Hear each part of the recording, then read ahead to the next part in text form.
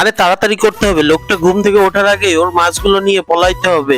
তাড়াতাড়ি চলো, মাছগুলো নিয়ে পলাইতে হবে। আব্বু আব্বু তাড়াতাড়ি উঠো, আমাদের বাজারে যাইতে হবে না মাছ বেচতে? হ্যাঁ বাবা চলো। হায় আল্লাহ, আব্বু আমাদের ছালাগুলো কোথায়? হায় হায়, মাছও তো নাই। কি অবস্থা আব্বু, আমাদের মাছ আর ছালা কে চুরি করে নিয়ে গেল? হায় রে আল্লাহ, এখন যদি মাছ বেচতে না পারি তোমাদের জন্য জামা কাপড় কিভাবে কিনবো, ঘরে খাবার দাবার কিভাবে কিনবো? আল্লাহ, কি হলো আমাদের জন্য? এই বাবা, তোমাদের কি হয়েছে? বাবা আর বলেন না, আমাদের মাছ এখান থেকে চুরি হয়ে গিয়েছে, এখন আমরা কিভাবে কি করব?